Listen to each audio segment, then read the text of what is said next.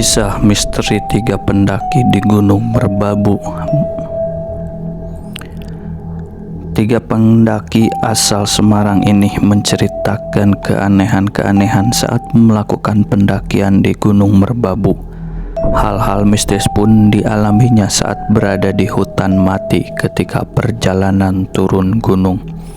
Ketiga pendaki tersebut yakni Cyrillus Alfredo Pangka, Edo, Johannes Rumentius Angelino Pangka atau Lino, dan Willibrodus Endra Bima atau Willy. Edo berstatus sebagai mahasiswa di sebuah PTN di Semarang, sedangkan Lino dan Willy pelajar sekolah swasta ternama di kota Semarang. Ketiganya melakukan perjalanan menuju Gunung Merbabu via jalur Tekelan pada 16-17 Juli 2022.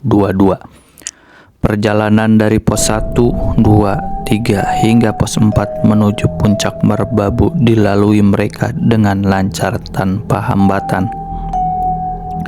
Kejadian atau hal aneh baru mereka alami ketiga dalam perjalanan turun atau kembali ke pos awal. Tanggal 16 Juli, saya Lino dan Edo berangkat dari base camp jam 13.30 sampai di pos 4 sekitar jam 17.30 sudah gelap. Lalu pulang esok hari pada tanggal 17 Juli. Jalur di Tekelan terdapat kawasan hutan mati. Lino dan Edo sudah duluan di depan saya, kata Willy. Saat di hutan mati, saya sudah punya firasat nggak enak. Sambat mengeluh mengucap kata enggak boleh ngumpat. Saya dengar suara kayak semak-semak. Saya ingat sebagai seorang pendaki atau pecinta alam bahwa kalau nemu yang begituan datangin dihampiri biar tahu itu apa. Biar tidak semakin dimakan ketakutan, katanya. Kemudian dia nekat masuk ke hutan mati. Betapa kagetnya Willy. Dia melihat sosok wanita di balik pohon, namun dia masih ragu apakah itu wanita atau bukan. Saya masuk ke sana. Saya melihat ada seperti pohon yang jatuh di depan saya. Lalu ada perempuan di belakang pohon. Sebenarnya perempuan atau bukan nggak jelas. Cuman dari postur badannya, saya bisa memastikan bahwa itu perempuan, ujar Willy. Menurut penglihatannya, wanita tersebut menggunakan kebaya Jawa dan jarit, duduk di tempat tanah yang miring. Waktu itu saya melihat agak lama. Saya mikir kalau dipikir-pikir agak aneh. Saya sampai sekarang bertanya-tanya saat itu enggak takut karena saya masih bisa merasionalkannya. Menurut dalam kejadian yang dialami saat berada di hutan mati dan bertemu wanita berkebaya, untuk penjelasan kompleksnya susah didapat, namun penjelasan simpelnya dia menganggap bahwa sosok wanita berkebaya itu makhluk halus. Saat balik ke jalur saya takutnya nyasar. Jujur, saat itu saya takut disasarkan. Saya kejar mereka Edo dan Lino. Kok lama? Mungkin jalurnya sudah panjang. Mengecek jam enggak bisa, HP saya mati. Saya capek. Saya pikir ini ada yang enggak beres.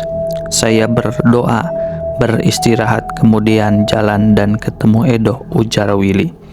Namun demikian, dia tak langsung menceritakannya kepada mereka apa yang telah dialami di hutan mati. Saya langsung ingat kalau ketemu begituan di gunung enggak perlu dibahas dulu sampai turun dan pulang. Dan pada Agustus, belum lama ini baru cerita, ujar siswa SMA dan bosku ini.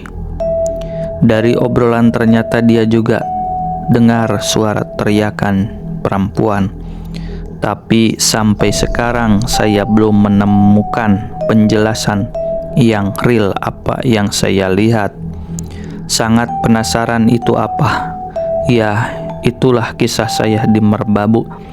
Intinya di gunung jangan kabur, jangan ninggalin teman kalau sendirian, takut terjadi apa-apa. Sementara Edo mengatakan bahwa perjalanan menaiki puncak jalur Merbabu via jalur Tekelan menginap 1 malam. Kami menemukan hal-hal aneh setelah pulang dan tempat ngecamp saat perjalanan turun pertengahan antara pos 2 sampai pos 3, kata Edo. Turun jam 2 di tengah perjalanan kami sempat berhenti. Ada 4 perhentian, namanya angkasa kembar, berhenti sekitar 5 menit. Kami melanjutkan perjalanan dari akasia kembar memasuki hutan mati. Dia mengatakan dirinya bersama Lino berjalan paling depan sedangkan Willy jalannya paling belakang. Kami belum terlalu jauh dari tempat pemberhentian, baru jalan sekitar 5 menit. Tiba-tiba terdengar suara perempuan tertawa. Kesannya kayak habis menceritakan suatu hal yang lucu.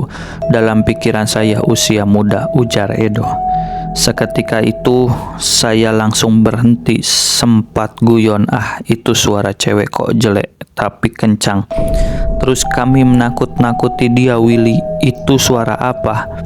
Dia enggak dengar suara cewek. Terus kami jalan meninggalkan Willy di belakang. Akhirnya sampai di pos 2. Berhenti beberapa menit terus melanjutkan tempat awal, ujar mahasiswa semester 3 ini. Menurutnya kejadian aneh yang dialami di Gunung Merbabu menjadi pengalaman dan pembelajaran dalam pendakian. Dari kejadian itu sempat keluar kata-kata kasar secara enggak sadar sih. Ya, sebenarnya sudah menyalahi etika. Mulai dari itu belajar di mana bumi berpijak, disitulah langit harus dijunjung. Sementara Lino mengungkap pada jam 3 dia bersama kedua rekannya start sampai ke puncak triangulasi. Kemudian sampai jam 11 turun sampai ke area hutan mati sekitar jam 2. Saya paling depan, Edo di tengah, Willy paling belakang berjarak 10 meter. Willy memang selalu di belakang karena belum terlalu kuat mendaki, kata Lino. Saya sama Edo berjalan berdua. Tiba-tiba terdengar suara ketawa, otomatis berhenti. Rombongan yang lain enggak ada, cuma kita bertiga. Awalnya kita anggap biasa, tapi ketawanya kok agak serem, takut. Mendapat kejadian itu, dia dan Edo sempat menggoda Willy dengan menanyakan soal suara wanita yang seram itu. Namun Willy tak meresponnya. Kita jalan lagi dan sempat beristirahat. Kok Willy enggak muncul-muncul hingga 15 menit. Enggak ada inisiatif kembali. Kita nunggu saja, tiba-tiba dia datang. Mukanya sudah merah-merah. Saya tanya, Will, kenapa? Apa gara-gara suara tadi ya? Dia bilang, bukan. Ketika dia minta perjalanan dilanjutkan. Biasanya dia sering istirahat, tapi kenapa dia minta jalan terus? Seolah-olah enggak punya capek sama sekali. Ekspresi ketakutan baru sekitar 7 hari kemudian dia ngobrol dan cerita yang dia alami. Dia mengatakan dari pengalaman tersebut dapat diambil pelajaran berharga, yakni sebagai pendaki hendaknya selalu menjaga sifat dan sikap yang baik selama melakukan pendakian. Kalau berada di tempat manapun, nggak hanya di gunung, kita harus menjaga sifat dan sikap yang terutama mulut kita, apalagi kalau masih muda, kadang keceplosan, ngomong kasar. Kalau bisa dikurangi dimanapun situasi dan lokasinya.